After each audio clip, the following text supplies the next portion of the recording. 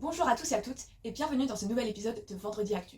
Cette semaine dans l'actualité, l'élection de Zoran Mamdani en tant que 111e maire de la ville de New York au grand détriment de Trump. C'est une première historique. Le 4 novembre 2025, Zoran Mamdani, homme politique d'origine ougandaise et indienne, est devenu le premier maire musulman de New York. À seulement 34 ans, ce jeune élu démocrate incarne une nouvelle génération politique, plus progressiste, plus engagée et surtout plus représentative de la diversité américaine. Étant le premier maire socialiste et assumant pleinement son opposition envers le président Donald Trump, cela montre une Amérique divisée. Né à Kampala, en Ouganda, dans une famille d'immigrés indiens, Zoran Mamdani a grandi à New York dans le quartier de Queens, le deuxième quartier le plus densément peuplé de la ville ayant la plus grande diversité culturelle et ethnique. Avant de se lancer en politique, il était travailleur social et militant pour le droit au logement. Membre du courant socialiste du Parti démocrate, il défend un programme ambitieux avec une vision sociale, écologique et égalitaire de la Vidéo de lancement, on le voit se balader dans les rues du Queens, vêtu d'une tenue traditionnelle indienne. Il dessine l'image de son New York, à la fois ouvert et populaire. Il va remporter la primaire démocrate alors qu'il était à seulement 1% dans les sondages et va battre Andrew Cuomo, ancien gouverneur de l'État de New York, et Curtis Sliwa, candidat républicain soutenu par Donald Trump. Il a imposé son idéologie, rendre New York plus juste, plus abordable et plus inclusive. En remportant cette élection, Mamdani a su parler aux 9 millions d'habitants, fatigués du coût de la vie et des inégalités sociales, séduisant surtout les jeunes électeurs. 2 millions de votants ont participé à cette élection, un nombre inégalé depuis 1969. Une fois de son discours de victoire. I can see the dawn of a better day for humanity.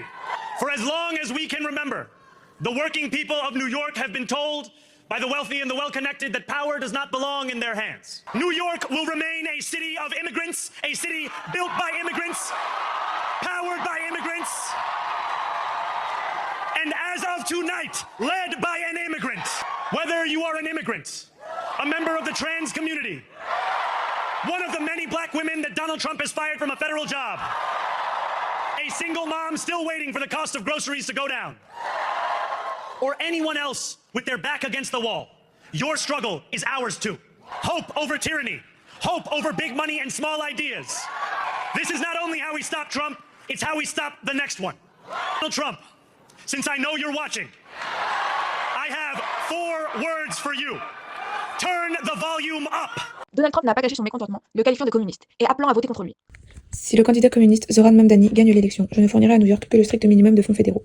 En tant que communiste, il mènerait cette ville à l'échec, voire à la ruine. Que vous aimiez ou non Andrew Cuomo, vous n'avez pas vraiment le choix. Vous devez voter pour lui, en espérant qu'il fasse un fantastique travail. Lui, il peut le faire, Mamdani, non. Zoran lui a directement répondu en dénonçant son esprit étriqué et son sentiment d'impunité. Le nouveau maire montre notamment son opposition en déclarant après sa victoire: Donald Trump, puisque je sais que tu regardes, j'ai un message pour toi. Monte le volume. S'il y a bien une ville qui peut montrer à tout le pays comment vaincre Trump, c'est New York, la ville de son ascension. Selon le président des États-Unis, les républicains ont perdu l'élection uniquement parce que son nom ne figurait pas sur le bulletin. A l'inverse, Joe Biden félicite la victoire, symbole d'une Amérique forte parce qu'elle est diverse. Zoran Mamdani a fait les promesses de campagne suivantes: la taxation des plus riches, il a promis la gratuité des transports, l'augmentation du SMIC de $30 de l'heure face à $16 actuellement. Il prévoit aussi de geler les loyers afin que les propriétaires ne puissent plus les augmenter chaque année. Et enfin, la construction de plus de logements sociaux. Ces mesures tentent de lutter contre une ville devenue beaucoup trop chère. Son mandat y a commencé il y a peu de temps, nous n'avons pas encore assez de recul pour voir ces mesures mises en place. Cette victoire reflète un changement dans la société américaine. D'un côté, les grandes villes cosmopolites, multiculturelles, progressistes. De l'autre, une Amérique rurale plus conservatrice, attachée à la tradition. Mamdani incarne une réponse au Trumpisme. Il veut redonner du poids à une politique plus inclusive. Mais une question reste. Cette élection marque-t-elle le début d'un vrai changement national?